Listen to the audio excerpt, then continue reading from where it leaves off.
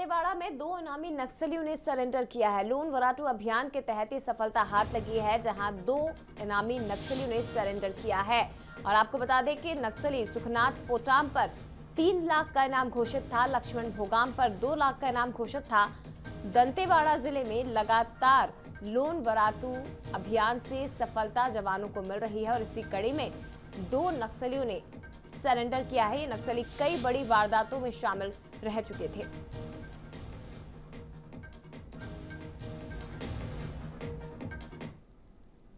नक्सली सरकार से बातचीत के लिए क्यों बेकरार हैं? क्या वे सुरक्षा बलों की घेराबंदी से बैकफुट पर हैं, या इस बार मंशा सुलह की है, या उनका कोई नया पैतरा है? सरकार बातचीत के इस प्रस्ताव को लेकर कितनी गंभीर है, देखिए ये रिपोर्ट। छत्तीसगढ़ में नक्सलवाद और सुरक्षा बलों के बीच संघर्ष जारी है। नक्सली बैकफुट पर हैं। नए घटनाक्रम में माओवादियों ने शर्तों के साथ बातचीत के प्रस्ताव का पर्चा दिया है। माओवादी ने सरकार से बातचीत के लिए 3 शर्तें रखी हैं।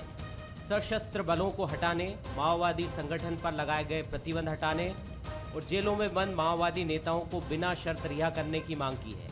माओवादी संगठन TKSZC के प्रवक्ता विकल्प ने यह प्रेस नोट जारी किया है। गृह मंत्री ने इस पर कहा कि सरकार के पास आधिकारिक रूप से कोई प्रस्ताव नहीं आया है। नक्सलियों को बिना शर्त बातचीत करनी चाहिए। नक्सली मूवमेंट लगभग समाप्ति की ओर जा रहा है, इसलिए वो सिमट गए हैं एक जगह।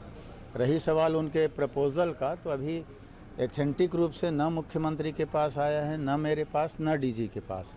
जब तक जिम्मेदार अधिकारियों के पास उनका प्रपोजल ना आए, उस पर हम लोग कुछ नहीं कह सकते। आएगा, अच्छी बात है। शर्त रख के ना आए। हम घर वापसी अभियान चल रहा है, सरेंडर कर रहे हैं, तो हमारे तो दरवाजे खुले, पर कोई शर्त वाली बात नहीं। पहले हथियार छोड़ें, आएँ, सरकार के कानून पे विश्वास करें, फिर वार्ता करें। ये और एक राज्य की बात नहीं है। नक्सली मूवमेंट पूरा केंद्र सरकार और कई राज्यों तक फैला है, इसलिए सभी को एक साथ चर्चा करना होगा, सिर्फ छत्तीसगढ़ को। नक्सलियों के इस प्रस्ताव पर बीजेपी का कहना है कि नक्सली ऐसे प्रस्ताव देते रहते हैं। बीजेपी ने कांग्रेस सरकार पर हमला बोला। बीजेपी ने कहा कि सरकार पिछले काफी समय से बस्तर में कोई विकास के काम नहीं कर पा रही है, इस वजह से नक्सलवादी घटनाएं लगातार बढ़ रही हैं। जरा ये तो बताएं कि पिछले 2-2.25 सालों में नक्सल बेल्ट में कौन सा विकास का काम हुआ है?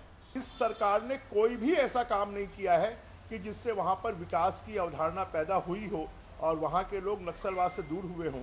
बल्कि भारतीय जनता पार्टी के शासन के समय सिर्फ बॉर्डर पर नक्सली बचे हुए थे।